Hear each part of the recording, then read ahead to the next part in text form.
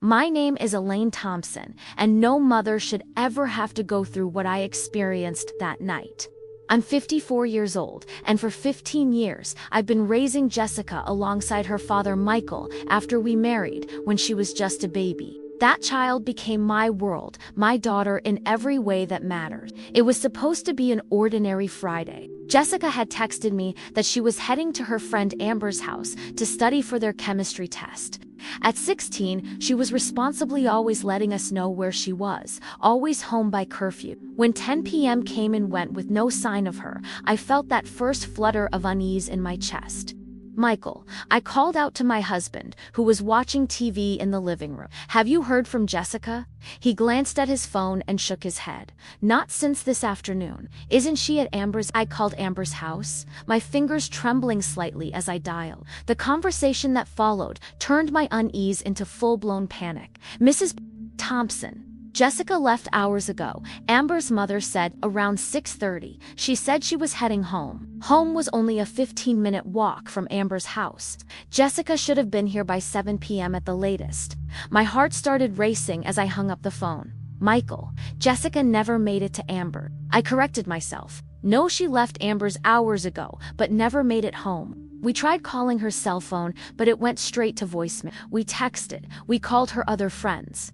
We drove the route between our house and Amber's 3 times, scanning every sidewalk, every shadow, nothing. By midnight, we had called the police. The officer who took our report was sympathetic, but not particularly alarmed. Teenager, he said, with a slight shrug. They often lose track of time. She's probably with friends and forgot to charge her phone. I wanted to scream at him. He didn't know my Jessica. This wasn't like her at all. My daughter doesn't just disappear, I said, my voice low and steady, despite the fear threatening to choke me. Something is wrong. The next few hours were a blur of phone calls and social media posts. I created a missing person alert and shared Jessica's photo everywhere I could think of. Michael and I drove through the neighborhood again, this time branching out further, checking the park where teens sometimes gather, the 24-hour diner where Jessica and her friends sometimes got milkshakes.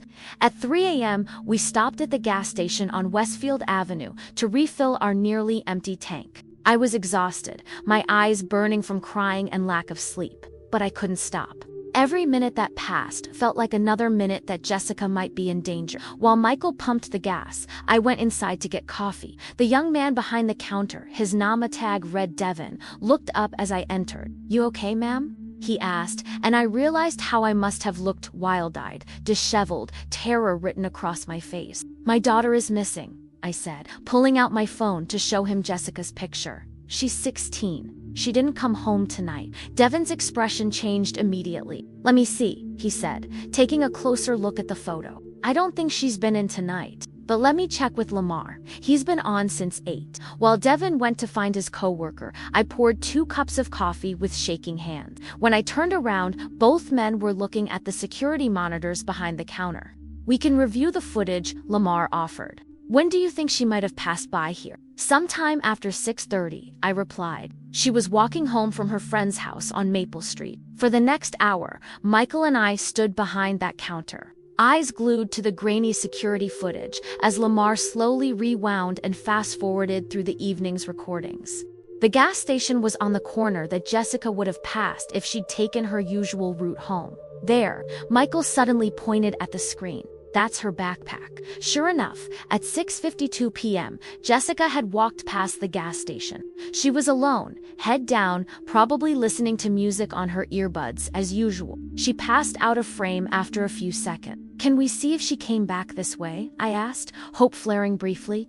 We continued watching, but there was no sign of Jessica returning along the same path. However, at 7:08 p.m., a black Tesla Model S pulled into the gas station, parking near the air pump at the side of the building, just barely in frame of the camera. "That's weird," Lamar commented.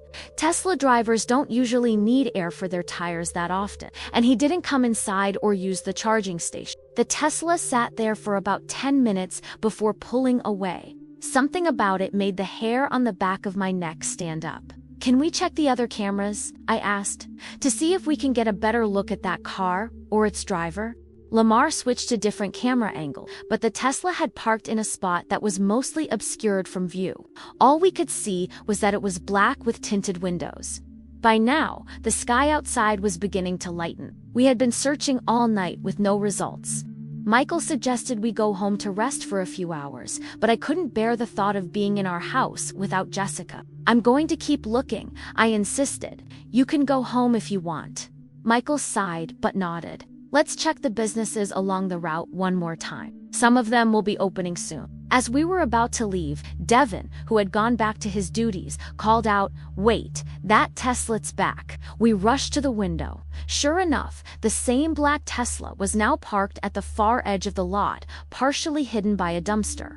"That's strange," Michael muttered. "Who comes to a gas station twice in one night, but doesn't buy gas or come inside?" Something cold and terrible settled in my stomach as I stared at that sleek black car. "I'm going to check it out," I said, already moving toward the door.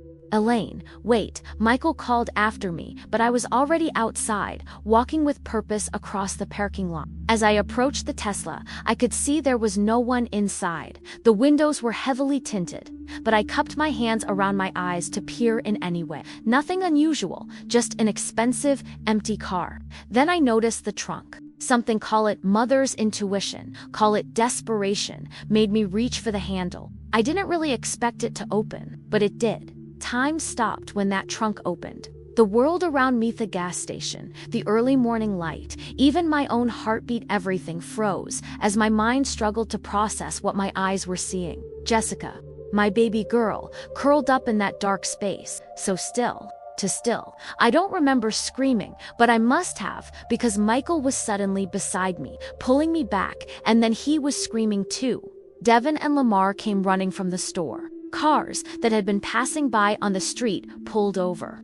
But none of it mattered. Nothing mattered except the unnatural way my daughter's body was positioned. The dark stains on her light blue sweater, the sweater I'd bought her for her birthday just 2 months ago, and the vacant expression in those eyes that used to light up a room. "No, no, no." The words spilled from my lips over and over, a useless prayer to turn back time. I lunged forward, my arms reaching for her, but Michael held me back. "Don't touch anything," he said, his voice cracking. "The police, we need to call the police."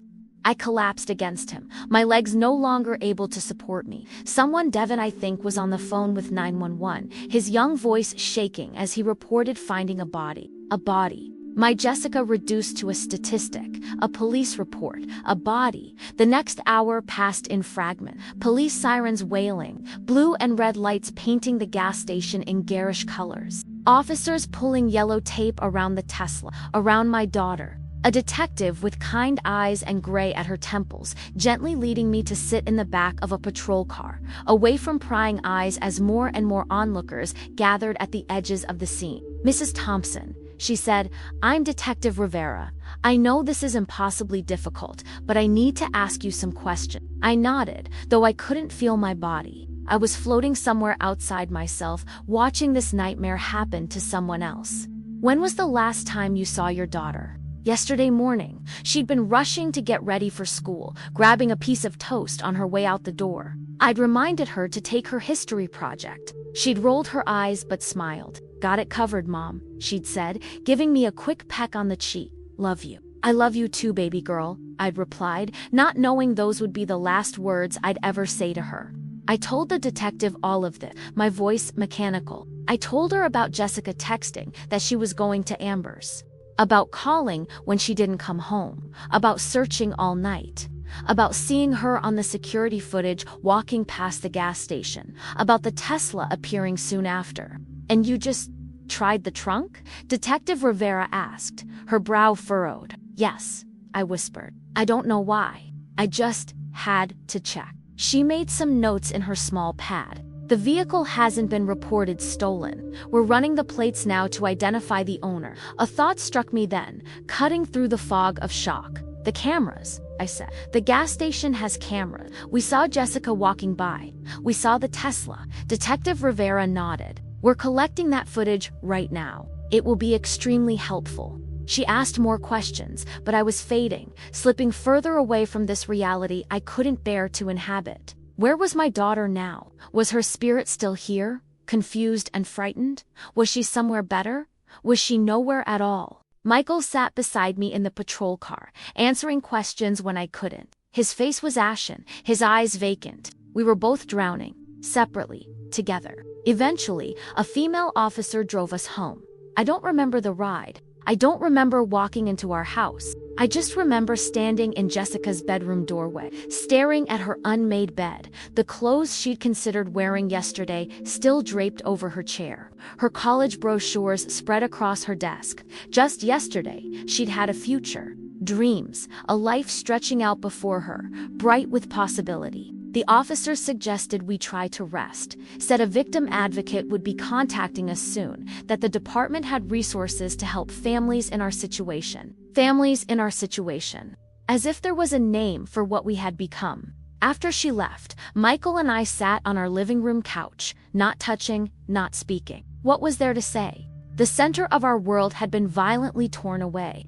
The silence in the house, the absence of Jessica's music, her laughter, her footsteps, was deafening. The sun rose fully, casting cheerful morning light through our windows, obscenely bright for such a dark day. My phone kept buzzing with messages from friends, family, co-workers. Word was spreading. I couldn't bear to look at them. Around 9 in the morning, Detective Rivera called. They had identified the owner of the Tesla, James Whitaker, she said. Does that name mean anything to you? I searched my memory, trying to focus through the fog of grief. No, I replied. I don't think so. He's a 42-year-old investment banker, lives in Oakwood Heights. No prior criminal record. Oakwood Heights was the wealthy part of town, where houses sat far back from the street, behind manicured lawns and security gates. What connection could this man have to Jessica? We're bringing him in for questioning now. Detective Rivera continued. His wife reported him missing this morning. He didn't come home last night. A cold, hard knot formed in my stomach. He's running. We don't know that yet, she cautioned. But we've put out an alert for him. We're also processing the vehicle for evidence. I'll update you when we know more. After she hung up, I told Michael what she'd said. A spark of something rage purpose flickered in his eyes. James Whitaker, he repeated, pulling out his phone. Let's find out who the hell this man is. We spent the next hour searching online for information about the man whose car had become our daughter's coffin. Social media showed a handsome white man with salt and pepper hair and an artificial smile, posing with an equally polished blonde wife in front of their mansion, on their boat, at charity galas.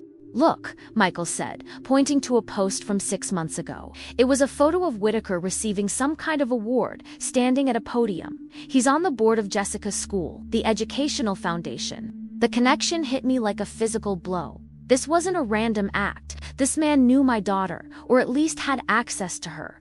I was about to say something when there was a knock at our door. Detective Rivera stood on our porch, her expression grave. We need to talk, she said. May I come in? We led her to our kitchen table. She declined the coffee Michael offered and got straight to the point. We've reviewed more security footage from businesses along the route between your home and Amber's house.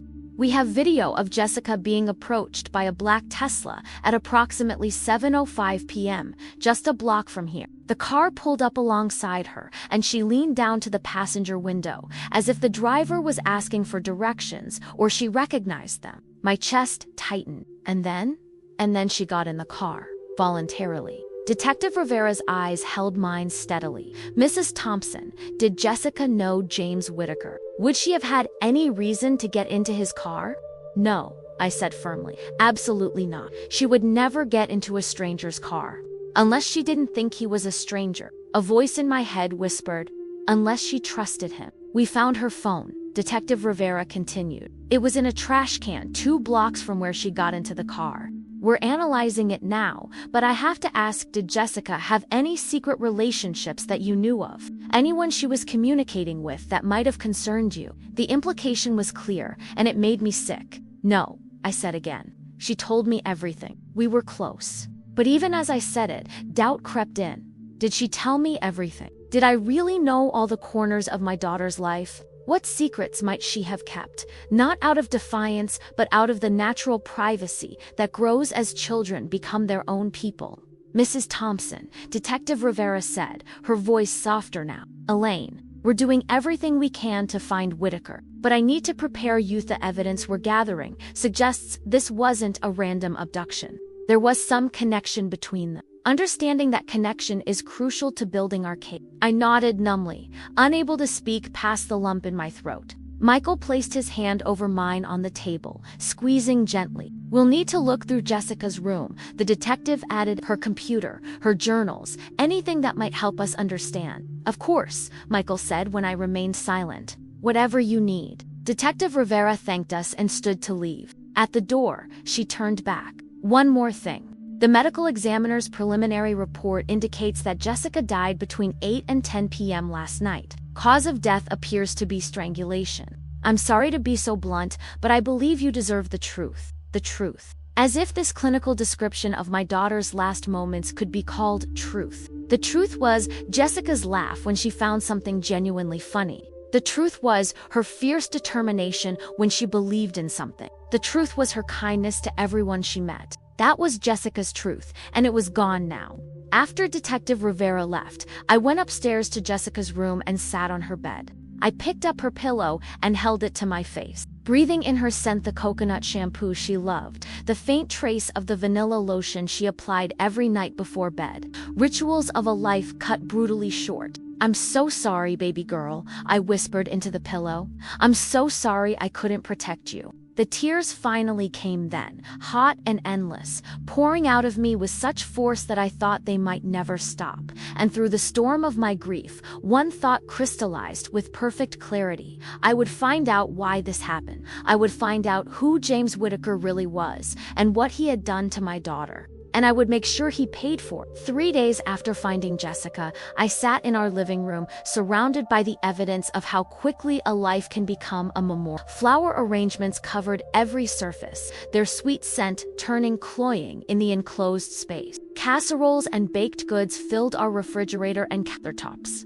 Offerings from neighbors and friends who didn't know what else to do. Jessica's school photo smiled at me from the coffee table, now framed in black, surrounded by candles that Michael lit each morning. I hadn't slept more than an hour at a stretch since that night. Every time I closed my eyes, I saw the trunk opening, saw my daughter's body. Then I'd jolt awake, heart racing, throat raw from screaming in my dream. Detective Rivera had been a constant presence, updating us daily on the investigation. James Whitaker was still missing. His credit cards hadn't been used.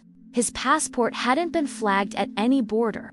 It was as if he'd vanished into thin air after abandoning his Tesla and my daughter's body at that gas station. He's got money, Michael said, pacing our living room like he'd been doing for days. He could be anywhere by now, paying cash, using a fake ID.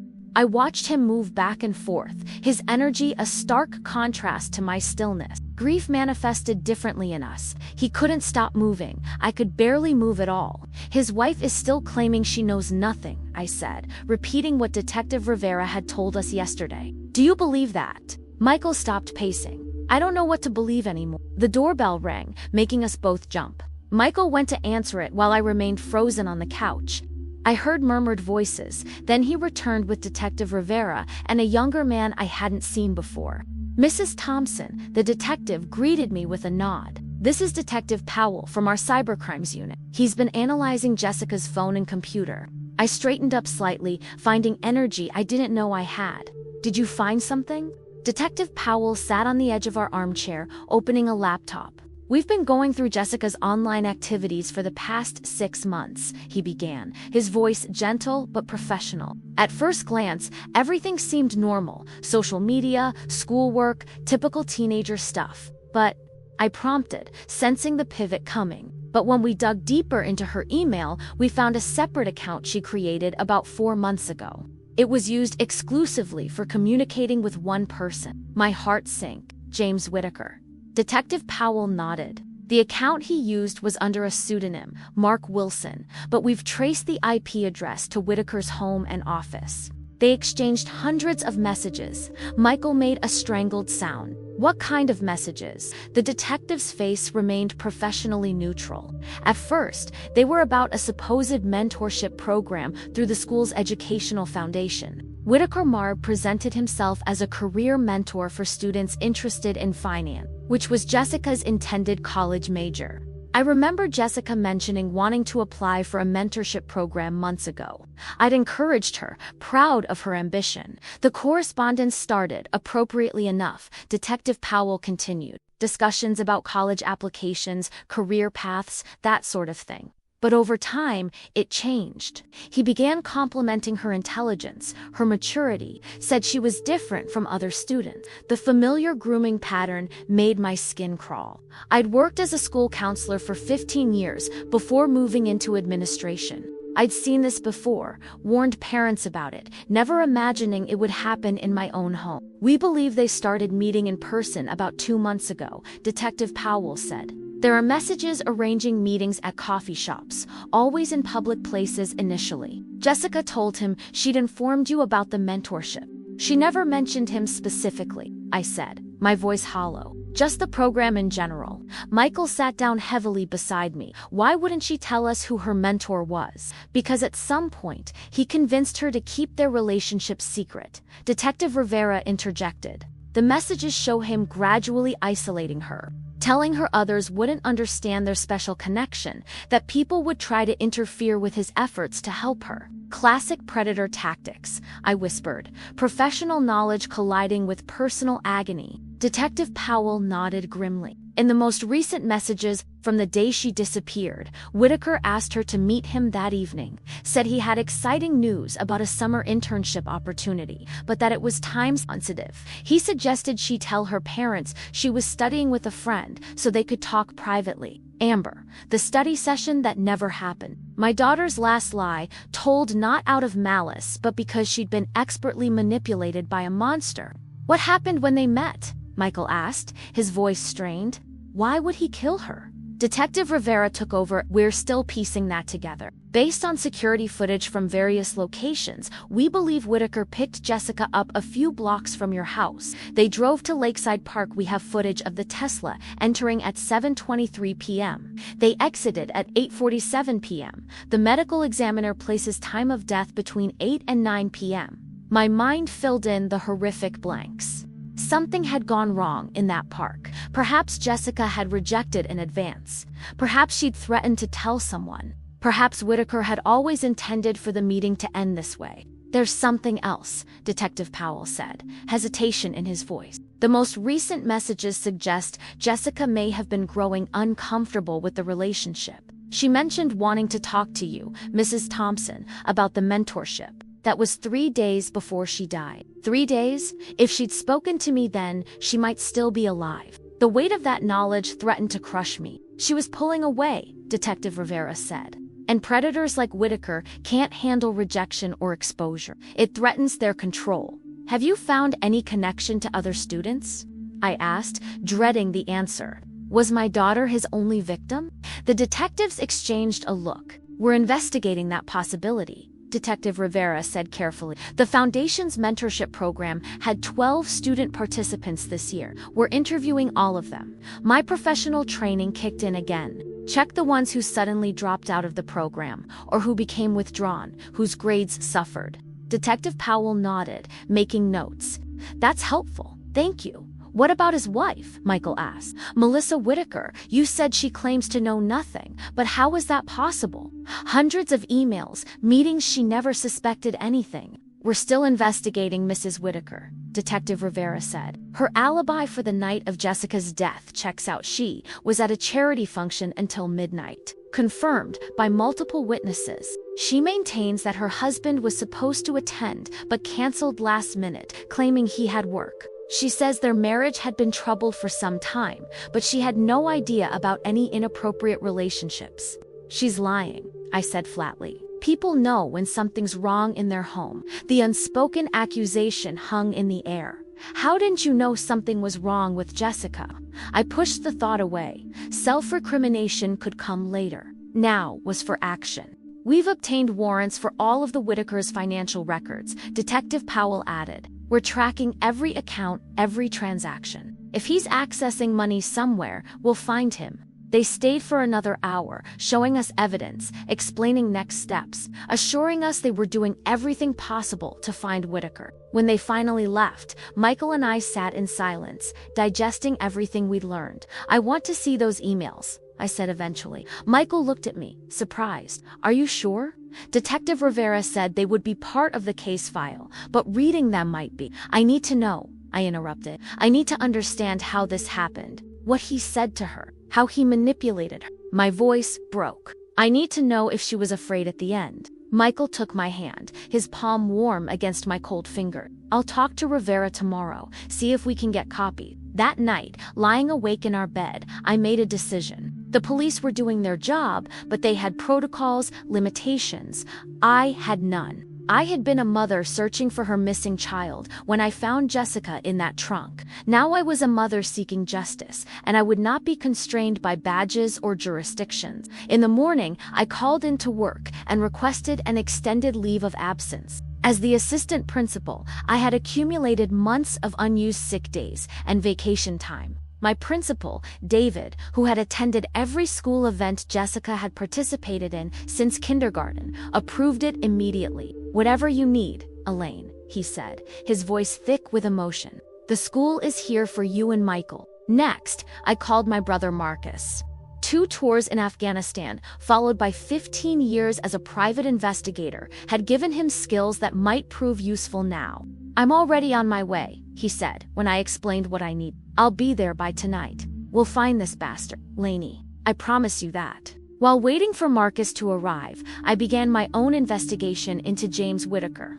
I created a timeline on our dining room wall photos, printouts of news articles, maps marked with locations where the Tesla had been spotted. Michael added what he'd learned from his own research. Whitaker, 42, had worked at Meridian Capital for 12 years. Before that, he'd been at firms in Chicago and Boston, married to Melissa for 15 years, no children, active in local charities, particularly those involving education. No criminal record, not even a parking ticket. On paper, he was the perfect citizen. But perfect citizens don't groom teenagers. Perfect citizens don't strangle young girls and leave them in car trunks. I dug deeper, looking for cracks in the facade, old news articles mentioning previous cities he'd lived in, former colleagues who might have seen something concerning, anything that might help us understand who James Whitaker really was and where he might have gone. By the time Marcus arrived that evening, I had filled an entire notebook with questions and possible leads. Michael ordered takeout that none of us really ate as I briefed my brother on everything we knew. "The police are focusing on financial trails and border crossings," I explained. "But I think we need to look at his past. People like this don't suddenly become predators in their 40s. There will be patterns, previous incidents." Marcus nodded, his expression grim. "Agreed. And the wife Melissa, she's either complicit or willfully blind. Either way, she knows more than she's saying." "How do we get to her?" Michael asked. "The police have already questioned her multiple times." A cold smile spread across my brother's face. "Leave that to me. I still have friends in the department. But first, we need to understand exactly what happened the night Jessica died." He looked at me, his eyes softening slightly. "Are you sure you're ready for this, Lainey? Once we start digging, we can't unknow what we find." "I found my daughter dead in the trunk of that monster's car," I replied, my voice steadier than it had been in days. "There is nothing that could be worse than what I've already endured. I need to know everything, Marcus, and then I need to make sure James Whitaker never hurts another child again." As darkness fell outside our windows, the 3 of us bent over maps and timelines, forming a plan. Jessica's funeral was scheduled for the weekend, but I couldn't focus on that yet. Grief would have to wait. First came justice. And if justice failed us, there was always vengeance. Marcus moved into our guest room the next morning, converting it into an impromptu investigation headquarters. He unpacked equipment. I didn't ask questions about a laptop with security measures that would make the FBI envious, surveillance gear, and a burner phone that couldn't be traced back to any of us. "First rule," he said, as he taped a large map of the county to the wall. "We keep this separate from the official investigation. We don't interfere with the police work, but we don't wait for them either." Michael nodded, a new intensity in his eyes. The grief was still there. would always be there, but now it was channeled into purpose. What's our first move? Marcus pointed to an elegant house in Oakwood Heights, circled in red marker. Melissa Whitaker, she's the key. If her husband's on the run, she's our best connection to him. The police have questioned her repeatedly, I reminded him. What makes you think she'll tell us anything different? My brother's smile was cold. Because the police have to play by rules. They can't mention certain things, imply certain consequences. He looked at me directly. But a grieving mother, you can say things they can't. I understood immediately. When? Tonight. Marcus replied. She's been staying with her sister since the story broke, but according to my source in the department, she's stopping by the house this afternoon to pick up more clothes and check on things. She'll be alone. The day passed in excruciating slowness. We finalized our approach, gathered what information we had about Melissa Whitaker, 46, art gallery owner on the boards of 3 different charities. Known for her annual Christmas fundraiser that raised thousands for children's causes. The irony made me sick. By 5 o'clock, we were parked a block away from the Whitakers' sprawling colonial home, watching as Melissa's white Range Rover pulled into the driveway. Even from a distance, I could see how perfectly put together she was. Blonde hair swept into an elegant updo designer, sunglasses hiding her eyes, posture rigid as she collected a small suitcase from her trunk. Ready? Marcus asked me softly. I nodded, my heart hammering against my ribs. We'd agreed that Michael would stay in the car. His anger was too volatile, too raw. Mine had hardened into something more controlled, more focused, more useful. Marcus and I walked calmly up the driveway, just as Melissa was locking her front door. She turned at the sound of our footsteps, wariness instantly crossing her features. Mrs. Whitaker, Marcus called pleasantly. I'm sorry to bother you. I'm Marcus Johnson, private investigator. He flashed an official-looking ID, and this is my client, Elaine Thompson. Her face paled when she heard my name. Good. She knew exactly who I was. I've already spoken with the police, she stammered, backing toward her car. Multiple times. I don't know anything about where James is or what happened. Mrs. Whitaker, I said, my voice steadier than I'd expected. My daughter was 16 years old. She wanted to be a financial analyst. She volunteered at the animal shelter every Saturday. She was my only child. Melissa swallowed visibly. I'm very sorry for your loss, Mrs. Thompson. Truly I am. But I don't know what else I can tell you. May we speak inside? Marcus asked, glancing pointedly at the neighboring houses. I'm sure you don't want your neighbors witnessing this conversation. She hesitated, then nodded stiffly, unlocking the door again. We followed her into a home that could have been featured in Architectural Digest soaring ceiling, artwork that probably cost more than my annual salary, furniture that looked beautiful but uncomfortable. 5 minutes, Melissa said, remaining standing in her immaculate living room. Then I need to go. Marcus nodded at me. We had rehearsed this, Mrs. Whitaker, I began. We know that your husband had been communicating with Jessica for months. We know about the fake mentorship, the grooming, the manipulation. What we don't know is how much of this you were aware of. Nothing, she insisted, her manicured hand clutching the strap of her designer handbag. I knew nothing about any inappropriate relationships. James told me he was mentoring students through the foundation. Yes, but that's all I knew. Did you never wonder why he was spending so much time with these mentorship activities? Marcus asked. Never questioned why he was meeting teenagers alone. The meetings were in public places, she said defensively. Coffee shops, the library. It was an official school program. I stepped closer to her. Except it wasn't. Your husband created a fake program to gain access to vulnerable young girls. He used the foundation's letterhead, the school's reputation, but the program, as he described it to Jessica, didn't exist. Didn't you find it odd that there were no official events, no group meetings? Uncertainty flickered in her eyes. I wasn't involved in the day-to-day. James handled the foundation work. Mrs. Whitaker, Marcus said, his tone deceptively casual. When the police examine your home computers, your phone records, your text messages, and they will thoroughly, what do you think they'll find? Will they discover that you really knew nothing? Or will they find evidence that you ignored warning signs, enabled your husband's behavior, perhaps even helped cover his tracks? Her face hardened. Are you threatening me? Not at all. I said softly. We're simply trying to understand how a woman as intelligent and involved as yourself could miss what was happening under your own roof. Your husband murdered my daughter, Mrs. Whitaker. Someone helped him disappear afterward. If not you, then who? I don't know where James is, she insisted, but her voice wavered. When I heard what happened, I was as shocked as anyone. More shocked. 15 years of marriage, and I never, she broke off, tears filling her eyes. I felt no sympathy. 15 years is a long time to know someone, I agreed. Long enough to know their patterns, their secrets, long enough to recognize when they're lying. I paused, letting my words sink in. Where would he go if he needed to disappear? Melissa? Who would help him? She shook her head. I've told the police everything I know. Have you? Marcus pressed, because our investigation has turned up some interesting connections. A cabin registered to a shell corporation that links back to your family trust. A brother-in-law with a private plane. Financial transfers to an offshore account just days before Jessica's murder. This was a bluff. We had found no such things, but Melissa's reaction told us volumes. Fear flashed across her face, quickly replaced by calculated composure. I think you should leave now, she said coldly.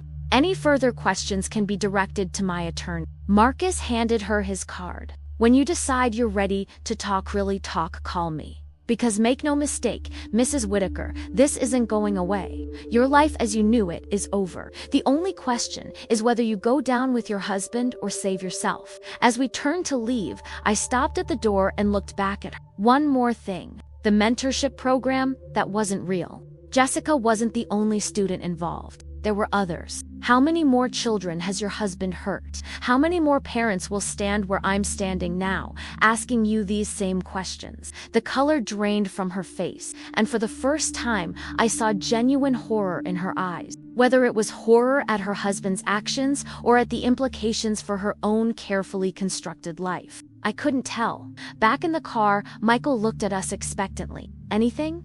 She knows more than she's saying, Marcus replied, starting the engine, but she also seemed genuinely shocked about some of it. My guess? She suspected something inappropriate, but told herself it was innocent. Classic, willful blindness. She's scared, I added. Not just of legal consequences, but of what else might come to light. I turned to look at the perfect house growing smaller in the side mirror. We should look into the other students in that fake mentorship program. If Jessica wasn't his first victim, she likely wasn't his last. Marcus finished grimly. I'll make some calls. The next day brought Jessica's funeral. I moved through it like a sleepwalker, accepting condolences from people whose faces blurred together, listening to a pastor speak of God's mysterious ways and Jessica's place in heaven. Michael stood beside me, a solid presence keeping me upright when my knees threatened to buckle. The school had closed for the day, so students and teachers could attend. They filled half the church, many of them weeping openly. Jessica had been loved. In the front row, Amber, Jessica's friend, she was supposedly studying with, sobbed uncontrollably, weighted down by misplaced guilt. I'd told her repeatedly that none of this was her fault, but I recognized the look in her eyes. It was the same one I saw in the mirror each morning. Detective Rivera attended, standing respectfully at the back. When I caught her eye during the reception afterward, she gave me a subtle nod. There was news. We've located Whitaker's brother, she told me quietly when I managed to step away from the receiving line. He owns property in northern Michigan, very remote. We're coordinating with local authorities to check it out. Do you think that's where he is? I asked, hope and dread mingling in my chest. It's a strong possibility, she replied cautiously. We've also been investigating the other students in the mentorship program. 3 of them have come forward with concerning interactions, though nothing that escalated to the level of what happened with Jessica. My stomach twisted. He was building up to it, I murmured, testing boundaries, seeing what he could get away with. Detective Rivera nodded grimly. That's our theory as well. Mrs. Thompson, I know this is a difficult day, but I wanted to let you know we're closing in. We haven't forgotten Jessica. After she left, I relayed the information to Marcus and Michael. My brother's expression turned calculated. Northern Michigan, he repeated. I have a contact who can get us satellite imagery of the property, maybe thermal imaging to detect if anyone's there. The police are already handling it, Michael said, though I could see the temptation in his eyes. And if they spook him, Marcus countered. If he slips away before they can secure the perimeter, we need to know exactly what we're dealing with. I made the decision. Get the images. We won't interfere with the police operation, but we need to be prepared in case something goes wrong. The next 3 days passed in a blur of investigation. Marcus's contacts came through with detailed images of the property, a cabin on a wooded lot. Accessible only by a single dirt road, no neighbors for miles. There was definitely someone there. The thermal imaging showed heat signatures consistent with a single occupant. Meanwhile, I focused on building a complete picture of James Whitaker's life. His former colleagues, when contacted under the guise of a background check, revealed a man who was brilliant but cold, who kept his distance from coworkers, who had been asked to leave his position in Chicago after unspecified concerns were raised by a female intern. They paid her off, Marcus explained after tracking down the woman who refused to speak about Whitaker. NDA so tight, she's still terrified of violating. But the timing matches. He left Chicago immediately after the incident. So he's been doing this for years, Michael said, disgusted. Preying on young women, then moving on when things get uncomfortable. But he escalated with Jessica, I said, the horrible truth settling over me. Something was different this time. Before we could discuss it further, Detective Rivera called. We're moving in on the Michigan property tomorrow morning, she told me. I wanted you to hear it from me first. We have a tactical team in place, and the local sheriff's department is providing backup. Do you think he'll surrender? I asked, not really believing it. Hard to say, she replied honestly, but we're prepared for any scenario. I thanked her for the update, then turned to Marcus and Michael. They're going in tomorrow morning. Marcus was already gathering his gear. We should leave now. It's an 8-hour drive to northern Michigan. If we push it, we can be in position before dawn. Michael looked torn. The detective said they have it covered. I need to be there, I interrupted. Surprising myself with the intensity of my conviction, I need to see his face when they take him in. I need him to see me. After a moment, Michael nodded. I'll pack the car. We left within the hour, driving through the night, stopping only for gas and coffee. Marcus used the time to brief us on what to expect, the police perimeter we would need to avoid, the best vantage point to observe the operation, the importance of staying out of the way. This isn't about interfering, he reminded us. It's about witness, about making sure nothing goes wrong. As dawn broke over the Michigan forests, we parked on a service road about a mile from the cabin. Marcus led us through the woods, moving silently despite the carpet of fallen leaves. Eventually, we reached a ridge overlooking the property. With binoculars, I could see police vehicles hidden strategically along the approach road. Tactical officers in body armor moved into position around the perimeter of the clearing where the cabin stood. There, Marcus whispered, pointing to a black SUV parked farther back. That's Detective Rivera. My heart pounded as I watched the officers advance. A voice over a loudspeaker broke the morning silence. James Whitaker, this is the police. We have a warrant for your arrest. Come out with your hands up. Silence. The officers waited, weapons trained on the cabin doors and windows. The announcement came again, more forceful this time. Still no response. I held my breath as the tactical team moved closer to the structure, their movements precise and coordinated. One officer approached the front door, a battering ram ready. Then everything happened at once.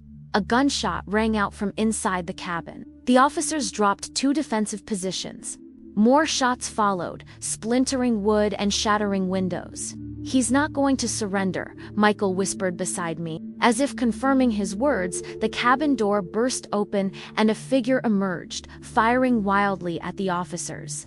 Even from this distance, I recognized James Whitaker, the man who had stolen my daughter's future. The police returned fire. Whitaker staggered, then fell to his knees, then forward onto the ground. It was over in seconds. I watched, numb, as officers approached his prone form cautiously. One kicked away his weapon, another checked for a pulse.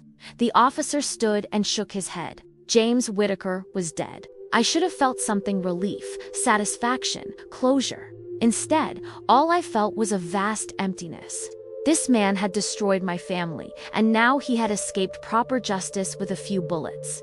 Let's go, Marcus urged, pulling gently at my arm. We need to leave before they start searching the area. But I couldn't move, couldn't tear my eyes away from the scene below. From the man who had taken everything from me, now lying face down in the dirt. He got off too easy, I whispered. Michael put his arm around my shoulder. I know, he said softly, but it's over, Elaine. It's done. Was it? As we made our way back through the woods, I wondered if anything would ever truly be over again. Jessica was still gone. The questions about why Whitaker had targeted her, why he had escalated to murder, might never be fully answered.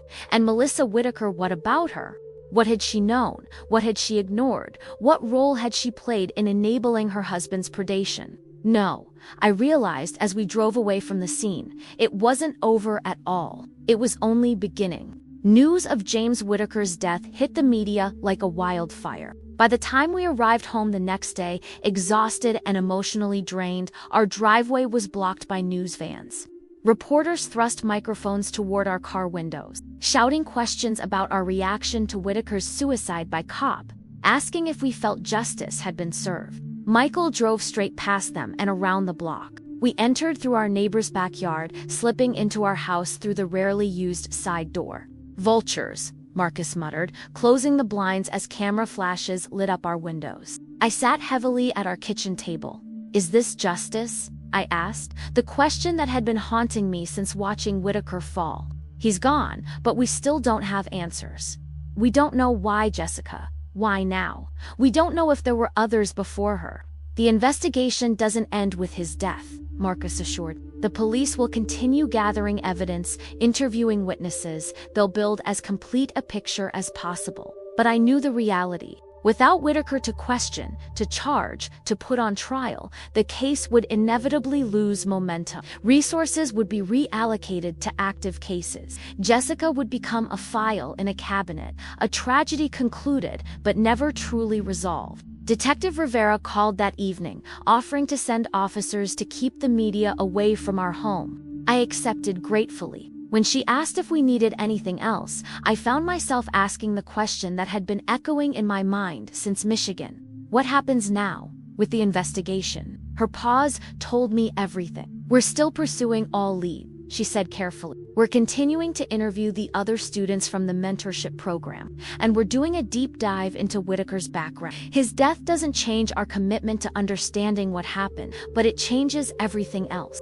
I replied flatly. Yes, she admitted after a moment. Without a trial, certain aspects of the case remain unresolved. After we hung up, I looked at Marcus and Michael, who had been listening to my side of the conversation. They'll keep investigating, but without the pressure of building a case for prosecution, it won't be the same. Marcus nodded, which is why we need to keep pushing. There are still pieces missing from this puzzle.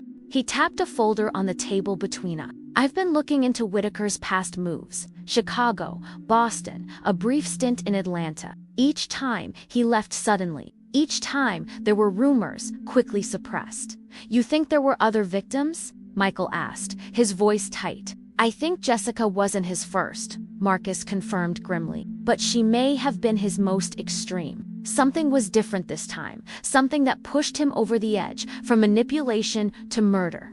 The thought that had been forming in my mind since the funeral solidified into certainty. We need to talk to the other students in the mentorship program, not just about Whitaker, but about Jessica, about what she might have known, what she might have said to them. Marcus looked dubious. The police are already interviewing them, and their minors, their parents, might not allow additional questioning. I'm not talking about questioning, I clarified. I'm talking about a memorial service. Something at the school, for the students who knew her. A safe space where they might open up about their experiences, their fears. Understanding dawned in Michael's eyes. A chance for them to process what happened and maybe share things they're afraid to tell the police directly. Exactly, I said. And as Jessica's mother, as someone who shares their grief, I might hear things Detective Rivera never would. The next morning, I called David, my principal, with the proposal. He was immediately supportive, offering the school auditorium and resources for a student memorial the following week. I spent the day planning, finding subtle ways to create spaces for private conversations amid the public mourning. While I worked on the memorial, Marcus continued his investigation into Whitaker's past. 3 days after our return from Michigan, he called me into the guest room, where maps and timelines had given way to stacks of financial documents and property records. "I think I've found something," he said, pointing to a series of transactions highlighted in yellow. Whitaker maintained separate accounts his wife didn't have access to. Most of the money went to standard things: a boat, some investments, high-end watches, but there were also regular payments to a company called Lakeside Properties. The park where he took Jessica that night was Lakeside Park, I noted, a chill running through me. "Exactly," Marcus said. "And Lakeside Properties owns a small cabin on that park's boundary. It's barely visible from the main paths, tucked back in the trees. No one would notice it unless they were looking for it." Michael, who had joined us, leaned over the documents. "You think that's where he took her? Not just to the park, but to this cabin?" Marcus nodded grimly. "The timing fits. They were in the park for nearly an hour and a half. They weren't just sitting on a bench somewhere." A wave of nausea swept over me as I imagined Jessica's final moments in that hidden cabin. Had she realized too late what was happening? Had she called out for me? "Have the police found this connection?" I managed to ask. "I'm not sure," Marcus admitted. "I've only found it because I've been specifically looking at properties connected to Whitaker, near locations we know he visited with Jessica. It's possible they haven't made the link yet." I straightened my shoulders, pushing back the grief that threatened to overwhelm me. "Then we need to tell Detective Rivera. And we need to see that cabin." The detective met us at the precinct that afternoon, listening intently as Marcus laid out his finding. When he finished, she looked at us with a mixture of admiration and concern. "This is excellent investigative work," she acknowledged. "We've been following Whitaker's financials, but we hadn't connected these specific transactions to Lakeside Park yet." She paused. "However, I need to caution you about pursuing this further on your own. This is now officially part of our investigation. We'll get a warrant for the property today. I need to see it," I said simply. "Not to disturb evidence, not to interfere. I just need to see where she was, where it happened." Detective Rivera's expression softened. "I understand, Mrs. Thompson, but I can't allow civilians to access an active crime scene. The best I can offer is to keep you fully informed of what we find." We left the precinct with mixed feelings, validation that our investigation was yielding results. Frustration at being sidelined now that those results were proving valuable. "They'll search the cabin," Marcus reassured me as we drove home. "They'll process any evidence thoroughly. It's what we want to build the most complete picture possible of what happened to Jessica." "I know," I said, staring out the window at the city passing by. "But I still need to see it. Not the cabin itself, necessarily, but the park, the path they would have taken. I need to walk those last steps." Michael, driving silently until now, glanced at me in the rearview mirror. "We'll go tomorrow," he said. "Just to the public areas of the park. We won't go near the cabin, won't interfere with the police investigation, but we'll go where we can go." The next day dawned clear and cool, the kind of autumn day Jessica had always loved. We drove to Lakeside Park in silence, each lost in our own thoughts. The park was nearly empty on a weekday morning, just a few joggers, a mother pushing a stroller, an elderly man feeding the ducks. We parked where the Tesla would have parked, according to the security footage. I stepped out and looked around, trying to see the park through Jessica's eyes that evening. Had she been excited about the supposed internship opportunity? Had she been wary, perhaps beginning to sense that something wasn't right? "The cabin would be in that direction," Marcus said quietly, pointing to a densely wooded area beyond the main path. "About a quarter-mile in." I nodded, noting the narrow trail that led into the trees. It looked harmless in the morning light, just another walking. But for Jessica, it had led to darkness. We walked slowly around the park, retracing the steps they might have taken. Near a small footbridge over a stream, Michael suddenly stopped, bending down to look at something on the ground. "What is it?" I asked, moving closer. He straightened, holding up a small silver charm, a tiny ballet slipper. My breath caught. "Jessica's bracelet," I whispered. The charm bracelet had been my gift for her 15th birthday. She had worn it every day since, adding charms for special occasions and accomplishments. The ballet slipper represented her brief but passionate dance phase in middle school. She must have lost it that night, Michael said, his voice thick. Maybe it caught on something, or she pulled it off deliberately, trying to leave a trace. I took the tiny charm from him, closing my fingers around it. A piece of Jessica, a small part of her journey that night, now returned to us. It felt both precious and unbearably sad. We should tell Detective Rivera, Marcus said. The exact location where we found it could be important to their timeline. I nodded, but I couldn't bring myself to open my hand to surrender this small connection to my daughter. Not yet. We continued our walk, more alert now for any sign that Jessica had been there. Near a secluded bench overlooking the lake, I noticed something scratched into the wooden armrest, not obvious unless you were looking closely. JT was here. Jessica's initials, her way of marking places she loved. She didn't know, I said, running my fingers over the carved letters. When she sat here, when she carved this, she still trusted him. She still thought she was safe. The realization broke something inside me, the fragile dam I had built to hold back the tide of grief while we sought answers. I sank onto the bench, Jessica's bench, and finally allowed myself to weep freely, deeply, the sobs tearing through my body like physical pain. Michael sat beside me, his arm around my shoulder, his own tears falling silently. Marcus stood a few steps away, giving us space while keeping watch,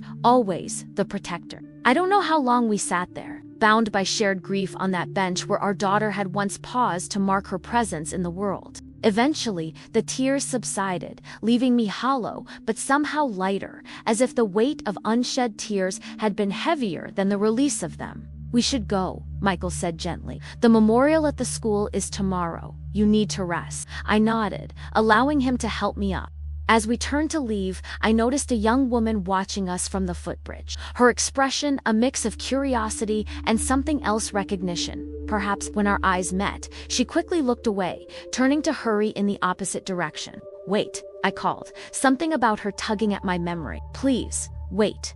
The girl hesitated, then stopped, allowing us to approach. She was around Jessica's age, maybe a year older, with dark hair pulled back in a practical ponytail and eyes that held too much wariness for someone so young. Do I know you? I asked gently. She shifted, uncomfortable. You're Jessica Thompson's mom, she said. I saw your picture in the news. She paused, seeming to debate whether to continue. I was in the mentorship program too, with Mr. Whitaker. My heart rate quickened. What's your name? Emma, she replied. Emma Chen. Emma, I repeated, trying to place her. Jessica had mentioned an Emma once or twice, a quiet girl from her calculus class. Were you and Jessica friends? She looked down at her shoes. Not really. We had some classes together, but we didn't hang out. Her voice dropped almost to a whisper, but she tried to warn me about him. The world seemed to stop. Warn you. When about 3 weeks ago, Emma said. She pulled me aside after a mentorship meeting and asked if Mr. Whitaker had ever been inappropriate with me. Said she was worried about some things he'd said to her, ways he'd acted when they were alone. This aligned with what Detective Powell had found in Jessica's emails, her growing discomfort, her consideration of telling me about the mentorship, but I hadn't known she'd reached out to other students. What did you tell her? Michael asked, his voice carefully controlled. Emma looked up, her eyes haunted. I told her she was being dramatic, that Mr. Whitaker was just being nice, trying to help us. She swallowed hard. I didn't want to believe her because he'd been saying the same things to me about how special I was, how different from the others. I wanted it to be true. The manipulation, so clearly revealed in this young girl's words, made my stomach turn. Whitaker had played on their insecurities, their ambitions, their desire for recognition and approval. It's not your fault, I said firmly, seeing the guilt in her expression. None of this is your fault, Emma. You were manipulated by an expert predator. But if I'd listened to Jessica, if I'd believed her, she trailed off, tears filling her eyes. Have you told the police about this conversation? Marcus asked. Emma nodded. Yesterday, a detective came to our house. I told her everything. She looked at me directly for the first time. I'm so sorry, Mrs. Thompson. Jessica was trying to protect me, and I just dismissed her. And now she's gone, and it's James Whitaker's fault, I interrupted, unwilling to let this child carry that burden. Only his, not yours, not Jessica's, his. Emma wiped at her tears with the back of her hand. I should go. My mom's waiting for me at the cafe. She hesitated. Will you be at the memorial tomorrow? Yes, I confirmed. Will you? She nodded. All of us from the program are going. We've been talking, comparing notes about things he said and did. Trying to understand. That's good, I said. That's important for all of you to know. You weren't alone in this, that what happened wasn't your fault. As Emma walked away, Marcus turned to me. This changes things. If Jessica was actively warning other students, trying to protect them, then she was a threat to Whitaker's whole operation. I finished. She wasn't just pulling away from him personally. She was potentially exposing him. That's why he killed her, Michael said, the pieces finally falling into place. Not in the heat of the moment, not because she rejected him. He lured her to that cabin with the internship story, planning to silence her before she could tell anyone else what she suspected. The realization was both devastating and clarifying. My daughter had died not just as a victim, but as someone trying to prevent other victims. She had seen the danger and tried to sound the alarm. We need to tell Detective Rivera about this encounter, Marcus said, and we need to be prepared for tomorrow. If the other students from the program are all going to be there, this might be our best chance to understand the full scope of what Whitaker was doing. I nodded, my grief now tempered by a fierce pride in my daughter's courage. She had recognized evil and stood against it, even when it would have been easier to stay silent. As we left the park, I held the tiny ballet slipper charm tightly in my palm, a reminder not just of loss, but of legacy. Jessica had tried to protect others. Now, it was my turn to finish what she had started. The school auditorium was transformed by grief and memory. Photos of Jessica lined the walls. Jessica on the debate, Jessica volunteering at the animal shelter, Jessica laughing with friends at last year's homecoming. Students had created a mural of handwritten messages, sharing memories and goodbyes. In the center of the stage stood Jessica's enlarged senior portrait, the one taken just 2 months ago, surrounded by white roses and lilies. I arrived early, needing to center myself before facing the crowd. David, the principal, met me at the side entrance, sparing me from walking through the gathering students and parents in the main hall. Everything is ready, he assured me, his kind eyes rimmed with the redness of recent tears. We've arranged a private room for you afterward, if any students want to speak with you individually. I nodded gratefully. Has Detective Rivera arrived yet? She's here, David confirmed. She's keeping a low profile in the back, as you suggested. We don't want the students to feel this is an interrogation. Michael joined us, having parked the car.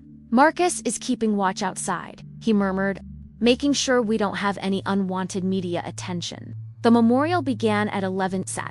I sat in the front row, Michael beside me, as students filed in quietly. The normal, boisterous energy of teenagers was subdued, replaced by a solemn reverence that broke my heart all over again. These children had lost not just a classmate, but their sense of safety, their belief in a world where trusted adults could be counted on to protect rather than harm. David spoke first, his voice steady, despite his evident emotion. He talked about Jessica's academic achievements, her kindness, her ambition to study finance and make a difference in people's lives. He mentioned the scholarship fund we had established in her name, which would help future students pursue higher education. Jessica's English teacher read a poem Jessica had written last semester about finding your path in life. Her debate coach shared stories of her fierce intelligence and determination. Amber, still consumed by misplaced guilt, spoke through tears about their friendship, about study sessions and sleepovers and dreams for the future. When it was my turn to speak, I approached the podium slowly, carrying the weight of all the eyes watching me, some curious about how the grieving mother would hold up, others genuinely sharing in my pain. I had prepared remarks, carefully written and revised, but as I stood looking out at those young faces, I set my notes aside. Jessica was my only child, I began, my voice stronger than I expected. For 16 years, she was the center of my world. Many of you knew her as a classmate, a friend, a teammate. I knew her as the little girl who insisted on wearing rain boots even on sunny days, who read books under the covers with a flashlight long after bedtime, who never passed a stray animal without stopping to help. I paused, looking at the sea of young faces. But what you might not know about Jessica is that she was brave. Not just in the everyday ways that we all witnessed her willingness to speak up in class, to defend her views on the debate team, to try new things even when she was nervous. Jessica was brave in ways that mattered most. She stood up for what was right, even when it was difficult. She recognized when something was wrong, and she tried to protect others. I saw several students in the audience exchange glances. Emma Chen, sitting near the back, wiped tears from her eyes. In the last weeks of her life, Jessica was concerned about someone she had trusted, someone who had betrayed that trust. Instead of staying silent, instead of just protecting herself, she reached out to others she thought might be at risk. She tried to warn them. The auditorium was utterly silent. Even the occasional rustling and whispering had ceased. I tell you this not to frighten you, but to honor her. Jessica died because she refused to be silenced, because she was trying to prevent what happened to her from happening to anyone else. That's the kind of person she was, someone who looked beyond herself, who cared deeply about justice and protecting others. I took a deep breath, then continued, my eyes scanning the crowd. If any of you are carrying secrets that feel too heavy, if you're afraid of speaking up about something that happened to you or something you witnessed, I want you to know that Jessica would have stood with you. And so will I after this memorial. I'll be in room 103. My door is open to anyone who wants to talk about Jessica or anything else. No pressure, no judgment. I looked directly at the section where I had noticed several students from the mentorship program sitting together. What happened to Jessica was not her fault. And if something similar happened to you, or almost happened, or you feared it might happen, that's not your fault either.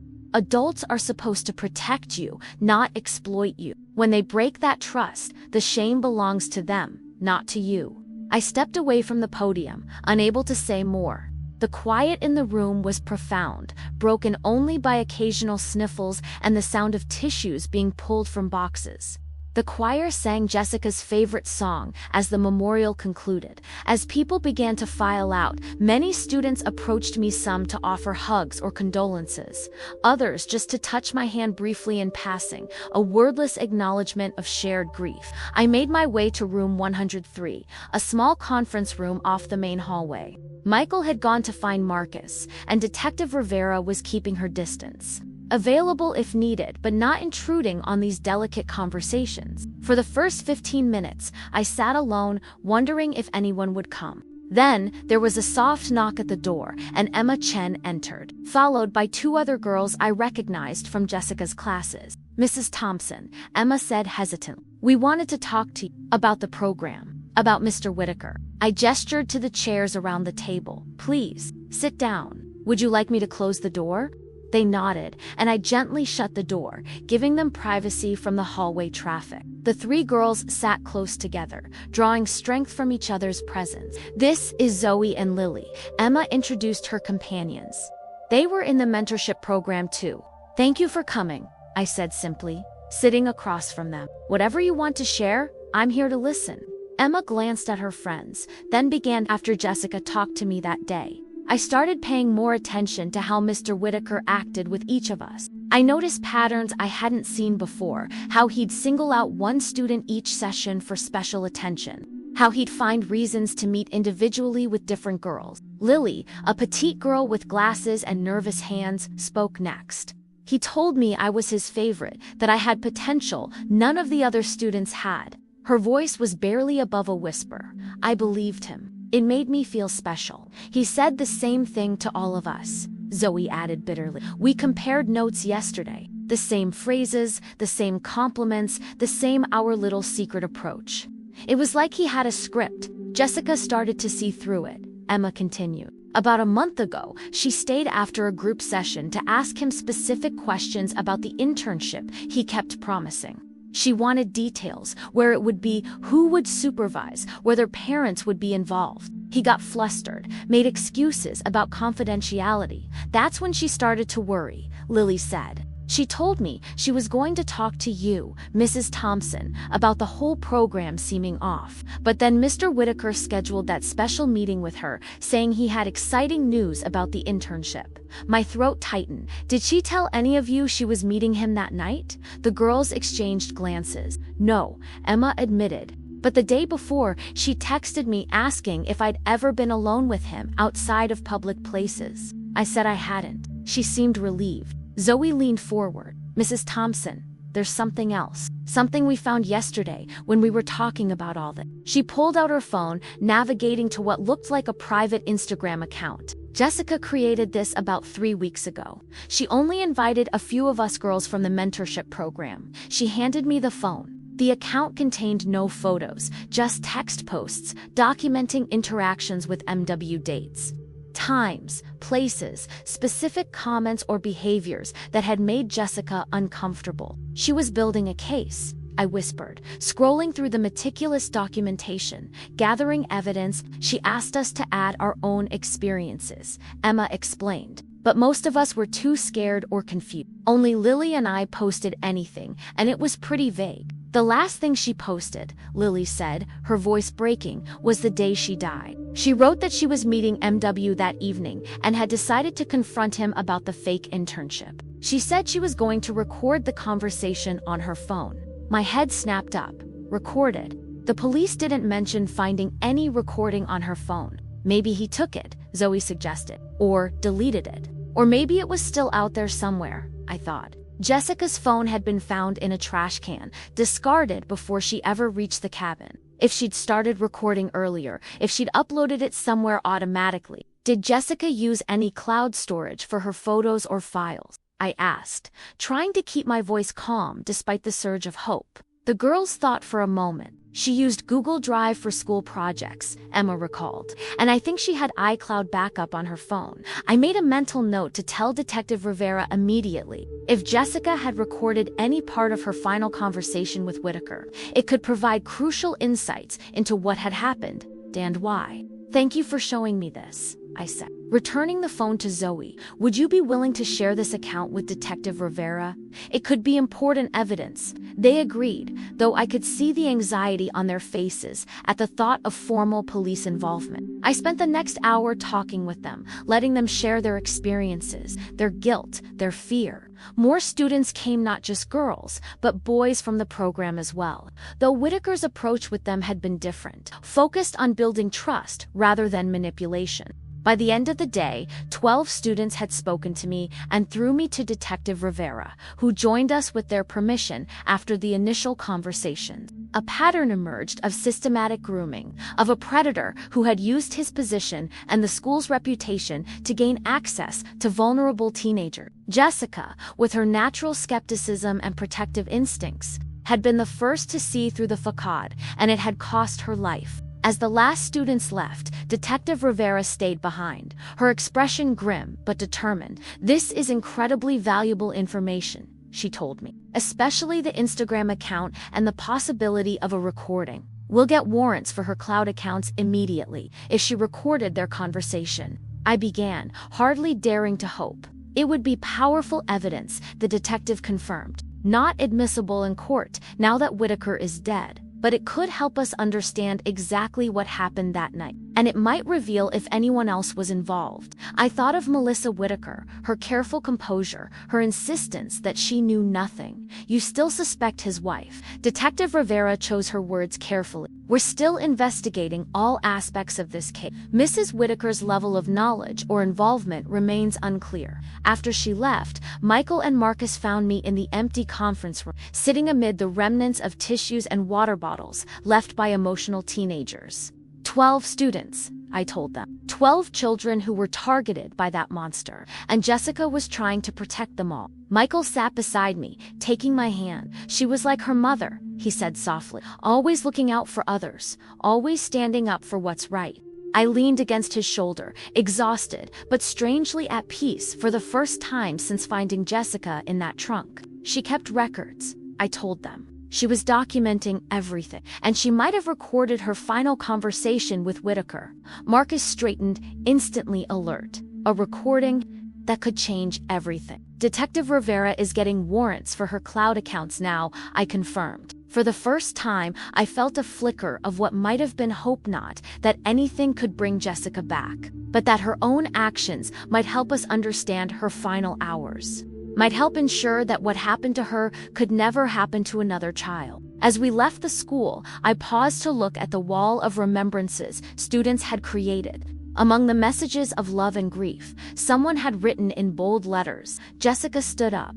Now we will too." My daughter's legacy, written in the courage she had inspired in others. In that moment, standing in the fading light of afternoon, I felt her presence more strongly than I had since losing her. Not gone, not entirely, living on in the change she had created, in the truth she had fought to reveal. The call came at 2:17 a.m., jolting me from the first deep sleep I'd had in days. Detective Rivera's voice was tightly controlled, but I could hear the undercurrent of excitement. "We found it," she said, without preamble. "Jessica's recording. It was automatically uploaded to her iCloud account before her phone was taken." I sat up, suddenly wide awake, my heart pounding. "What's on it?" "I think you should come to the station," she replied. "Bring Michael and your brother if you want. This is something you should hear for yourselves." 40 minutes later, we sat in a small conference room at the police station, a laptop open on the table before us. Detective Rivera looked exhausted but energized, the way people do when they're running on adrenaline rather than rest. "Before I play this," she warned, "I need to prepare you. It's difficult to listen to." Jessica was remarkably composed throughout most of it, but the end is disturbing. I steeled myself, gripping Michael's hand tightly. "We need to hear it. All of it." She nodded, then pressed play. At first, there was only ambient noise, the sound of a car engine, road noise. Then Jessica's voice, surprisingly steady. "So you said you had news about the internship?" Whitaker's voice came next, smooth and confident. "Yes, exciting news. The bank has agreed to create a special position this summer, specifically for a student from our program. It's a paid internship with college credit." "That sounds amazing," Jessica replied, a hint of caution in her tone. "Will there be a selection process? Will other students from the program be considered?" A slight hesitation. "Well, Jessica, to be candid, I've already recommended you for the position. Your work has been exemplary, and you've shown exactly the kind of initiative they're looking for." "I see," Jessica said carefully. "And when would this start? Would there be orientation with other interns?" Again, that slight hesitation. "It would begin right after graduation, and it would be a bit different from traditional internships, more of a one-on-one mentorship with senior executives." The sound changed, car doors opening and closing, footsteps on gravel. "Where are we going?" Jessica asked, a new tension in her voice. "I thought we were meeting at the coffee shop." "I thought we'd take a walk by the lake first," Whitaker replied easily. "It's a beautiful evening, and I have some materials to show you that I'd rather not display in public. Confidential information about the bank, more walking sounds." Jessica's voice grew quieter, as if she'd moved the phone away or put it in a pocket, but it was still audible. "Actually, Mr. Whitaker, before we go further, I wanted to ask you something." A deep breath. "The mentorship program, I've been trying to find information about it on the school website or through the foundation, but there's nothing official. No application forms, no program description, no list of mentors." Whitaker's tone shifted subtly. "It's a pilot program, Jessica. Very limited in scope. That's why it's not widely publicized yet." But Mr. Reynolds, the guidance counselor, had never heard of it when I mentioned it to him last week. Jessica persisted. "And when I asked about the other mentors, you always change the subject." "I think you're overthinking this," Whitaker said, an edge creeping into his voice. "The opportunity I'm offering you is real. The internship is real. Why are you suddenly so suspicious?" "I'm not suspicious." Jessica backpedaled, clearly sensing the shift in his demeanor. "I just want to understand the program better. My mom works in education administration. He's always taught me to research opportunities thoroughly." "Your mother," Whitaker said flatly. "You haven't been discussing our private conversations with her, have you?" "No," Jessica replied quickly. "Not specific. But I was thinking maybe I should. About the internship. I mean, she'd be so excited for me." The footsteps had stopped. When Whitaker spoke again, his voice was closer to the phone, as if he had moved nearer to Jessica. Jessica, I've invested a lot in you. Time, connections, opportunities most students would kill for. I selected you because I saw your potential, your uniqueness. I would hate to see you jeopardize that by involving others who wouldn't understand the nature of our relationship. Our relationship. Jessica's voice had a tremor. You're my mentor. Through a school program, a humorless laugh. Come on, Jessica, we both know it's more than that. The private meetings, the special attention, the text message. You've been very receptive until now. I think there's been a misunderstanding, Jessica said firmly. I was interested in the mentorship for professional reasons only. If you've interpreted it differently, don't play games, Whitaker interrupted, his voice hardening. You're not like the other girls, so young, so naive. You knew exactly what was happening between us. Nothing is happening between us, Jessica insisted, her voice stronger now. You're married? You're more than twice my age? You're in a position of authority. This is completely inappropriate. Inappropriate? Whitaker's tone was dangerous now. You didn't think it was inappropriate when I helped you with your college essays, when I introduced you to bank executives, when I singled you out for special opportunities. That was your job as a mentor, Jessica countered. That's what you were supposed to do. My job. He laughed again, the sound chilling. My dear, the mentorship program doesn't exist. I created it to identify special students like you, students who could benefit from a more intimate form of guidance. Jessica's sharp intake of breath was audible. What about the other students? Emma, Lily, Zoe, what about them? Whitaker asked coldly. They're not as special as you, Jessica. Not as bright, not as beautiful, but they serve their purpose. I need to go, Jessica said, her voice shaking but determined. My parents are expecting me home. We can discuss the internship another time. Rustling sounds as if she was gathering her things. Then Whitaker's voice, closer than before. I don't think so. We're not finished here. Let go of my arm, Jessica said, fear now evident in her voice. We're going to talk about this, Whitaker insisted. About us, about your future. I've invested too much to let you walk away now. There is no us. Jessica's voice was rising. And if you don't let go of me right now, I'll scream. There are people on the main path. No one will hear you from here, Whitaker said, his voice terrifyingly calm. This property is private. It's mine. I bought it specifically for meetings like this. More sounds of struggle, Jessica's voice growing more panicked. Stop it. Let me go. I'll tell everyone, the school, the police, my parents. You won't tell anyone anything, Whitaker growled. The sounds that followed were unbearable. Jessica's gasping, her pleas, the sickening noises of violence. I closed my eyes but couldn't block out my daughter's final moments, her desperate fight for her life. Then, silence, terrible silence, broken only by heavy breathing, not Jessica's. Footsteps. A door opening and closing, more footsteps returning, the sound of something being dragged. Then, Whitaker's voice, speaking to himself. This wasn't supposed to happen. This wasn't the plan, stupid girl. Why couldn't she just play along, like the others? The recording continued for another minute. Sounds of movement, a car trunk opening, the sickening thud of someone being placed inside. Then the sound of a car starting, driving away. And then nothing. Detective Rivera stopped the playback. The silence in the conference room was absolute. I realized I had stopped breathing, my entire body rigid with horror and rage. Beside me, Michael was shaking, tears streaming down his face. Marcus stood by the wall, his expression murderous. He planned it. I finally managed to whisper. Not the murder, maybe. But the isolation, the manipulation, all of it was deliberate. Rivera nodded grimly. The recording confirms that the cabin was his, purchased specifically for meetings with students. We're searching property records for all of Whitaker's aliases to see if he owned similar properties in other locations. The other students, Michael said, his voice raw.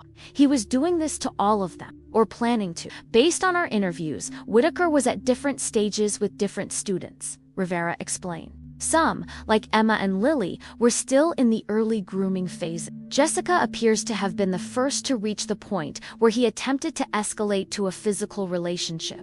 And when she rejected him, he killed her. I said flatly. Yes, Rivera confirmed. The recording is clear evidence of premeditation in the abduction, though the murder itself may have been impulsive, a reaction to her resistance and threats to expose him. Marcus spoke for the first time since the recording began. What about his wife? This recording proves he owned that cabin specifically for meeting students. She must have known something. Rivera's expression shifted subtly. We obtained a search warrant for the Whitakers' home yesterday, based on the information from the students at the memorial. We found financial records hidden in James Whitaker's home office records.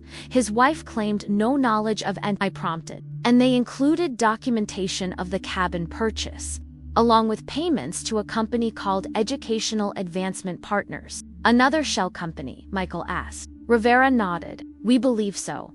The interesting thing is that there were two signatories on that account, James Whitaker and Melissa Whitaker. The implication hit me like a physical blow. She knew, I whispered. She wasn't just turning a blind eye, she was actively involved.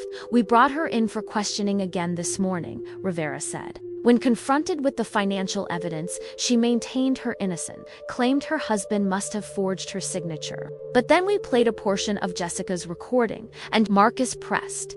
And she broke down, Rivera replied grimly. Started negotiating immediately, offering to provide information in exchange for consideration during charging and sentencing. What kind of information? I asked. The locations of other properties, the names of other men involved in similar activities, and most significantly, the whereabouts of recordings Whitaker had made of his interactions with students. My stomach lurched. He recorded them too. Rivera nodded, her expression grave. Melissa claims she discovered the recordings accidentally about a year ago. Instead of reporting her husband, she used the information to secure herself, financially threatened to expose him unless he signed various properties and accounts over to her name. Blackmail, Marcus said flatly. She was blackmailing him, but not to stop hurting children, just to get money. According to her statement, yes, Rivera confirmed. She claimed she didn't know he would escalate to violence, that she thought he was just inappropriately attached to these girls. The level of self-deception or outright lying was staggering. No adult could possibly interpret what Whitaker was doing as merely inappropriate attachment. Is she in custody? Michael asked. Rivera nodded. Charged with accessory after the fact, criminal conspiracy, and financial crimes related to the shell company. More charges may follow as we process the evidence she's provided. I sat back, trying to process this new information. Not only had Whitaker been a predator, but his wife had known, had enabled him, had profited from his crimes. And Jessica, my brave, perceptive daughter, had seen through their facade and paid with her life. The recording, I said suddenly, it proves Jessica never consented to any relationship with Whitaker. It clears her name completely. Rivera's expression softened. Mrs. Thompson, no one ever thought Jessica was at fault here. She was a victim, manipulated by a skilled predator. But now, everyone will know she fought back, I insisted. That she stood up to him, that she was trying to protect the other students. It matters. Her story matters. Yes, Rivera agreed quietly. It does, and we'll make sure it's told accurately. As we prepared to leave, Detective Rivera pulled me aside. There's one more thing you should know. Based on Melissa Whitaker's information, we're investigating at least 3 other men connected to the Foundation men who may have been involved in similar activities with students at other schools. A wider conspiracy. The thought made me sick, but it also strengthened my resolve. Jessica had stumbled upon something even bigger than we'd imagined. A network of predators using positions of power and trust to access vulnerable children. Keep me informed, I told her. Whatever you find, whatever happens next, I need to know. I will, she promised. Your daughter's recording has broken this case wide open. Mrs. Thompson, what she did was incredibly brave. On the drive home, as dawn broke over the horizon, I replayed Jessica's words in my mind, marveling at her courage, even in her final moment. She had fought not just for herself, but for all the other students who had been targeted. She had refused to be silent. She recorded it on purpose. I said aloud. The realization crystallized. She suspected something was wrong, and she deliberately created evidence. She was protecting others even when she couldn't protect herself. Michael agreed, his voice thick with pride beneath the grief. We arrived home as the neighborhood was waking up, newspaper deliveries and early dog walkers creating a semblance of normalcy that felt surreal after what we'd just heard. As we walked up our driveway, I noticed a small package on the front porch, padded envelope with no postmark or return address. Marcus picked it up cautiously, examining it before carefully opening one end. Inside was a USB drive and a handwritten note that simply said, "Jessica gave this to me for safekeeping. I'm sorry I waited so long to bring it forward." A friend, we gathered around the kitchen table as Marcus plugged the drive into his laptop. It contained a single folder labeled insurance with dozens of screenshots of text messages and emails between Jessica and Whitaker, along with notes she had written documenting their interaction. She was building a case, I whispered, scrolling through the meticulously organized evidence. All this time, she was gathering proof. The final file was a letter addressed to me, dated 2 days before she died. "Mom, if you're reading this, something has happened, or I've decided it's time to show you. Mr. Whitaker isn't who he pretends to be. The mentorship program isn't real. He's been saying and doing things that make me uncomfortable, and I've learned he's doing the same with other students. I'm meeting him tomorrow to confront him and record the conversation. I've given copies of everything to a friend as insurance. I know you'll be upset I didn't tell you sooner, but I wanted proof first. I needed to be sure. I love you. Don't worry, I'll be careful." Jessica, the tears came then, unstoppable. My daughter had been so brave, so determined to protect others, so intent on gathering evidence, rather than making accusations without proof. She had done everything right.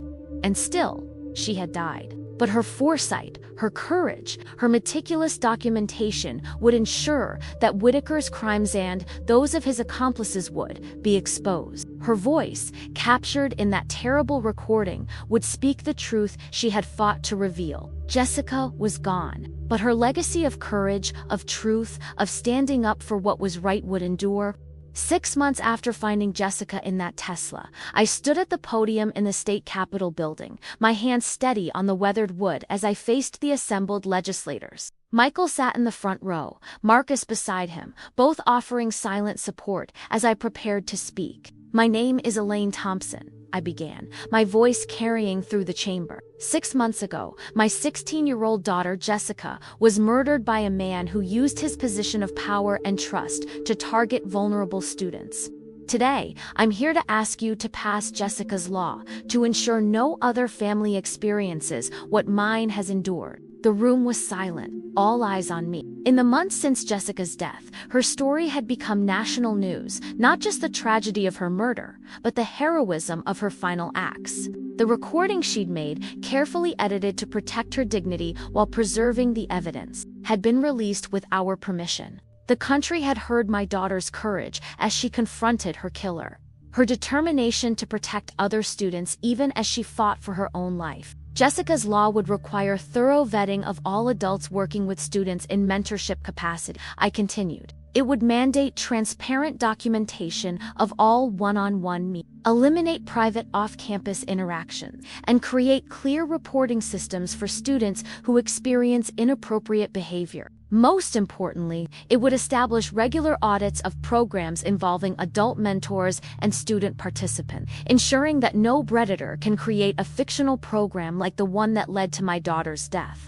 I looked down at my notes, then set them aside. These weren't just policy recommendations. They were born from the anguish of loss, from the determination that Jessica's death would lead to meaningful change. Jessica was not the first victim of this type of predation, but I am committed to ensuring she is among the last. The network of abuse uncovered following her murder stretched across 3 states, involving at least 7 men in positions of power and affecting dozens of students.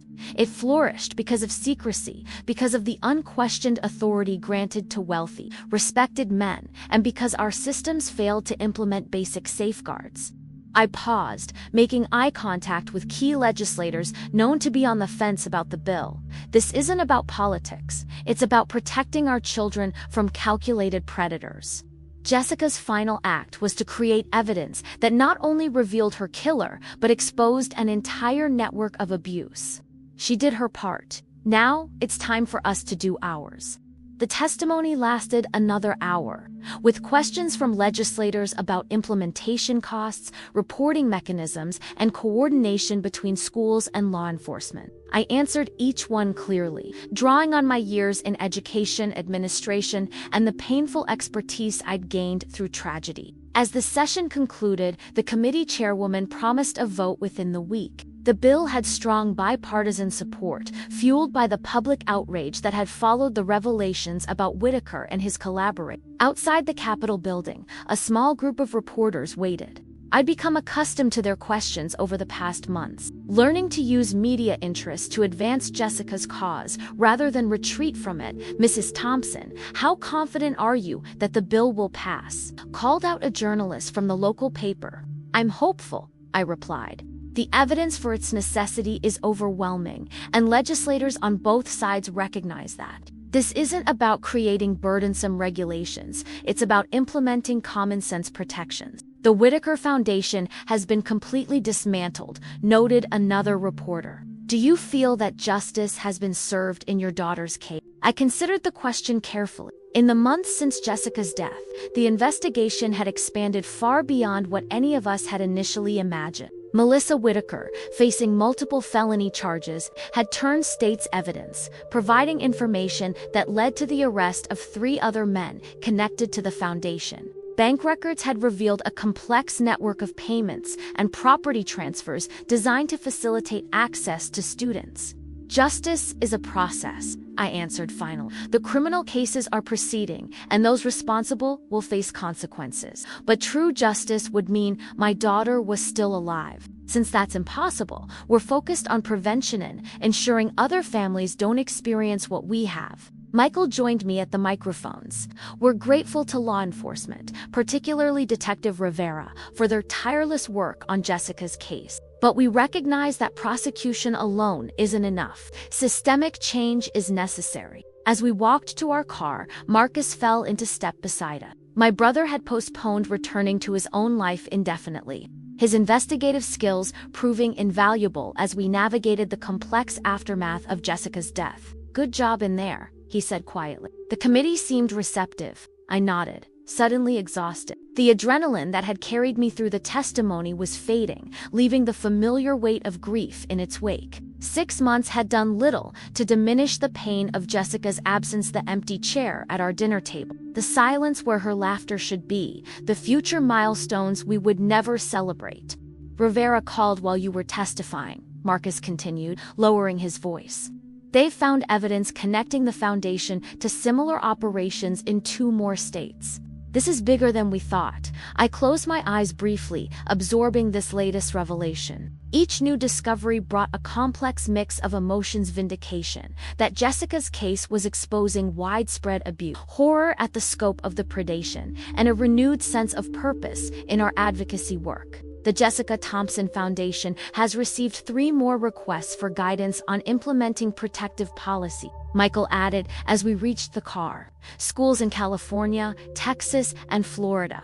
They want to be proactive, not wait for legislation." The foundation had been established 3 months after Jessica's death, using the settlement funds from our lawsuit against the school district and the remains of the dismantled Whitaker Foundation. Its mission was twofold: to provide scholarships for students pursuing careers in child protection and to help schools implement safeguards against predatory behavior. That evening, back home, I sat in Jessica's room, as I often did when needing to gather strength. We had left it largely unchanged, her college brochures still on the desk, her debate trophies on the shelves, the bulletin board covered with photos of friends and family.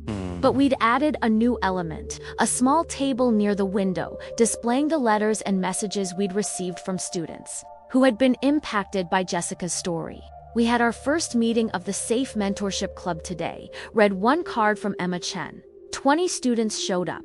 "We're learning about warning signs and how to report concerns." Jessica would have been proud. Another letter, from a student at a different school entirely, expressed gratitude. "I was in a situation similar to Jessica. When I heard her recording, I recognized the same patterns, the same language my mentor was using. I told my parents that night, 'Thank you for sharing her story. It saved me.' These messages sustained me through the darkest days." Reminders that Jessica's courage continued to create ripples of change, protecting students she would never meet. My phone buzzed with a text from Detective Rivera.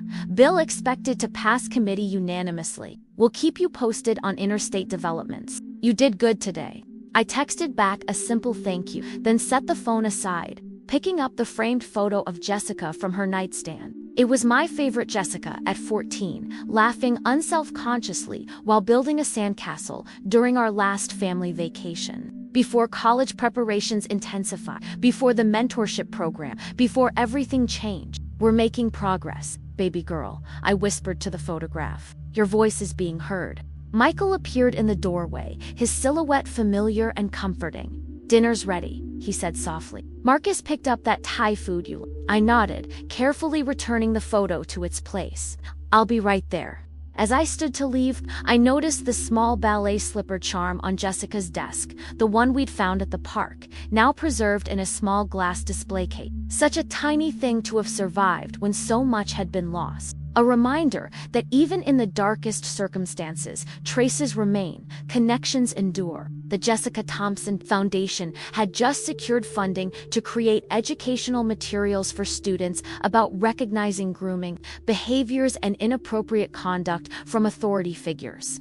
Next month, I would begin speaking at schools across the state, sharing Jessica's story and the lessons it held. The work was both painful and healing each, retelling both a reminder of our loss and an affirmation that her death was creating meaningful change. At dinner, Marcus updated us on the latest developments in the criminal cases. Melissa Whitaker had pleaded guilty to reduced charges in exchange for her continued cooperation. 2 of the other men implicated had chosen to fight the charges, while a third was negotiating a plea deal. The evidence is overwhelming, Marcus said, picking at his pad thai. Jessica's documentation, combined with the material from Melissa and the financial records, has created an airtight case. They're going away for a long time. What about the other victims? I asked. How are they doing? Michael sighed. Mixed reports. Some are doing well with therapy and support. Others are struggling more. The foundation received another request for counseling assistance today.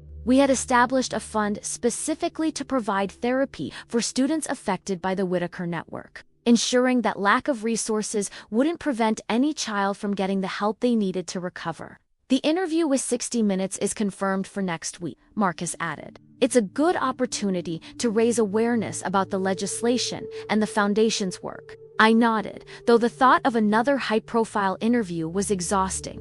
Each public appearance required revisiting the most painful chapter of my life, but each also created opportunities to advance the cause that had become my purpose. After dinner, I retreated to the back porch, needing a moment alone. The spring evening was mild, the garden Jessica and I had planted together the previous year now coming back to life after winter. Daffodils pushed through the soil, resilient and determined, a reminder that growth follows even the harshest seasons. The doorbell rang and I heard Michael answer it. A moment later, he joined me on the porch, a small package in his hands. This just arrived, he said, handing it to me. Special delivery from Detective Rivera. I opened it carefully, finding a USB drive and a handwritten note from Rivera. Thought you should see this first. The final piece from the cabin evidence are Michael set up his laptop on the porch table, and we watched together as the file loaded. It was security camera footage from inside Whitaker's cabin, dated 3 weeks before Jessica's murder. The image showed Jessica sitting across from Whitaker, her posture confident but wary. I've been looking into the Foundation's mentorship program. Her voice came clearly through the speakers. The official documents, the structure, the oversight. There isn't any. Whitaker leaned back, his face a mask of practiced concern. Jessica, I've explained this. The program is in its pilot phase. No, she interrupted firmly. I've checked with the school board, with the state education department. There is no registered mentorship program associated with the Whitaker Foundation. What exists is you, meeting individually with students with no supervision or documentation. His expression shifted subtly, calculation replacing concern. You seem upset. Perhaps we should discuss this another time when you're feeling more rational. Jessica didn't back down. I'm perfectly rational. What's irrational is expecting students to participate in an unregistered program with no oversight. It's inappropriate and potentially dangerous. Dangerous. Whitaker laughed, but there was no humor in it. I've done nothing but help you, Jessica. Open doors, create opportunities.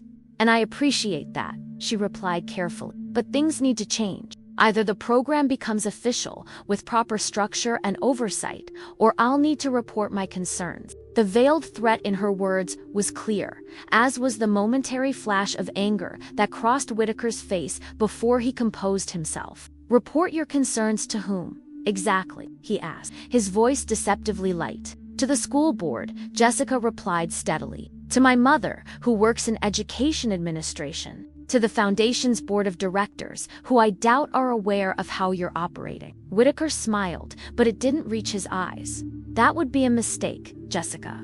A misunderstanding like this could damage your college prospects, your reputation. People might misinterpret your intentions. Are you threatening me? She asked bluntly.